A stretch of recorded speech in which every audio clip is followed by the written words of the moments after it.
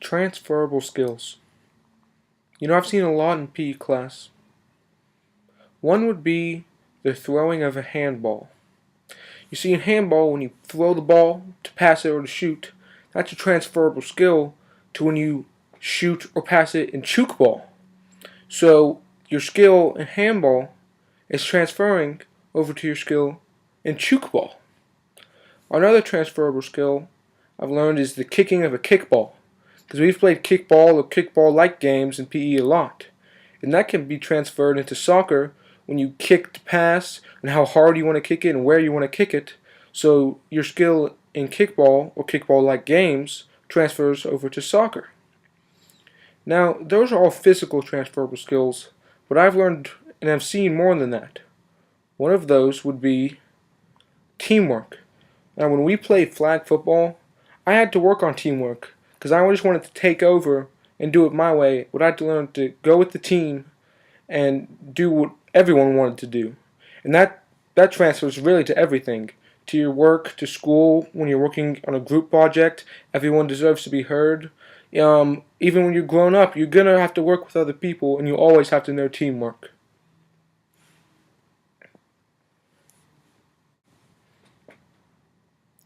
Another transferable skill I've seen in PE class, and this is a physical one, is the pulling of someone's flag, especially in flag football. Like, don't do it again, it may have been too fast for you.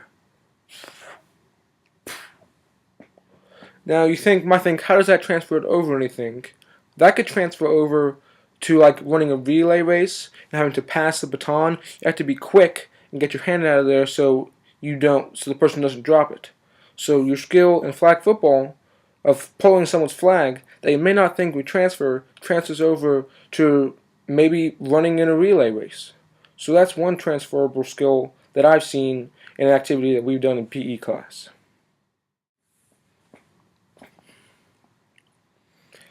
One transferable skill that I would like to improve on.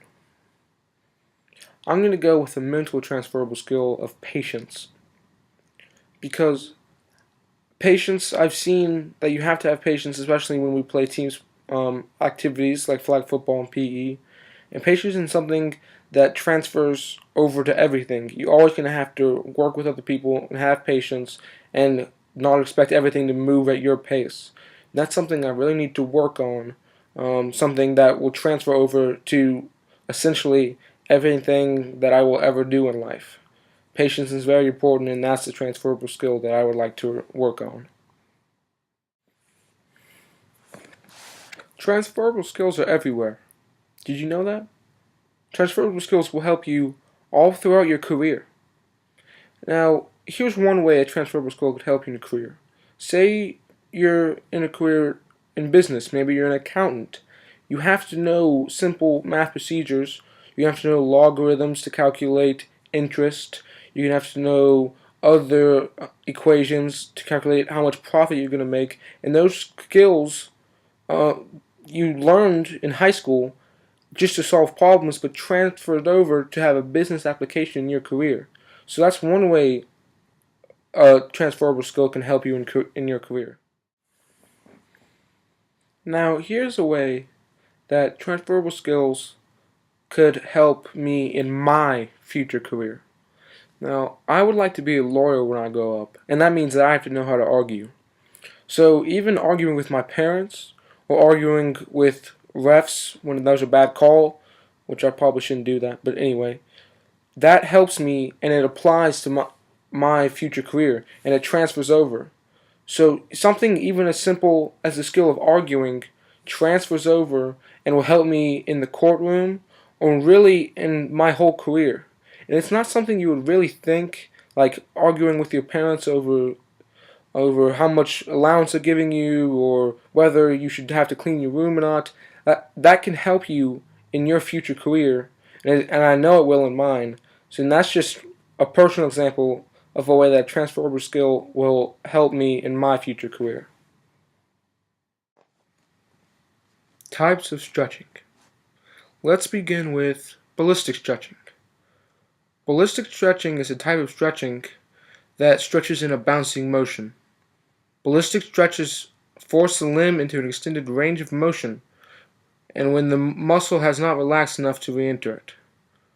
An example of this would be standing upright with your legs straight, bend over and repeatedly reach down and relax.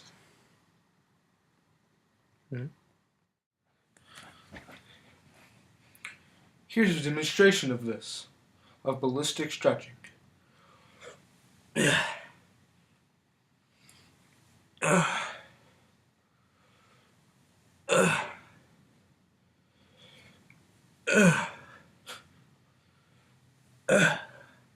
Boy, do I feel stretched. Now let's talk about dynamic stretching. Dynamic stretching is a form of stretching beneficial in sports utilizing momentum from static active stretching strength and the momentum from static active stretching strength in an effort to propel the muscle into an extended range of motion not exceeding one's static passive stretching ability. An example of dynamic stretching would be leg kicks. Here's an example of this.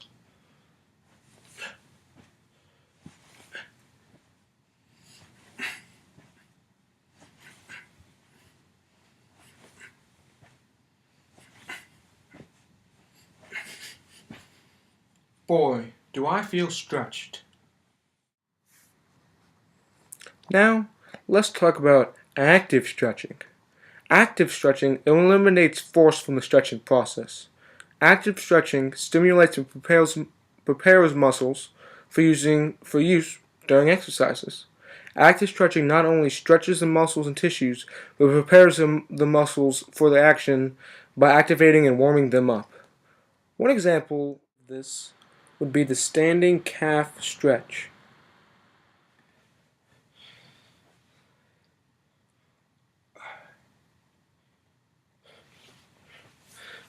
Boy, do I feel stretched. Now, let's talk about passive stretching. A passive stretch is one where you assume a position and hold it with some other part of your body or have a partner hold it for you. One example of a passive stretch would be holding your leg back. I will demonstrate this as the name is kind of vague. Here's an example of a passive stretch.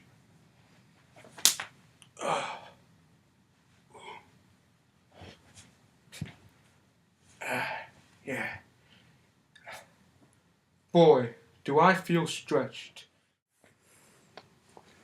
Now, let's talk about static stretching. Static stretching, is very similar to passive stretching. It involves holding a position, which means stretching to your farthest point and holding that stretch. One example would be the holding your elbow behind your head stretch. Now I'll demonstrate for you right now. As you can see, going with head, grabbing it, holding it in one position to the farthest point. Yeah. Ooh. Yeah. Boy, do I feel stretched. Last, but certainly not least, we'll talk about isometric stretching. Isometric stretching is a type of static stretching which involves the resistance of muscle groups through isometric contractions, which means tensing of the stretching muscles. One example of this is a hamstring stretch where you raise your leg onto a bar or a chair and apply pressure. I will demonstrate this for you now. Here's an example of isometric stretching. As you can see, I'm raising my leg, putting it on, well, this is the arm of my couch, but you can work with an exercise bar or a chair and applying pressure. See, holding a position. Boy, do I feel stretched. Let's talk about how understanding your body's systems and your muscles can help with your overall fitness level. So, in order to maintain a good fitness level, you have to do physical activity. Everybody knows this. But to really do physical activity, you have to understand your body's systems and your muscles.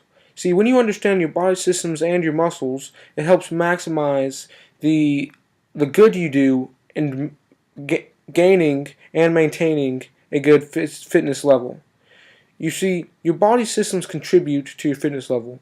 So you have to find ways to work out, to do cardiovascular training, to do muscular training, and to switch off in order to spread the physical exercise between your body so that you overall get a good fitness level. If you don't understand your muscles and you don't understand your body systems, you can end up with huge arms and really skinny legs. And let's just say that looks really dumb.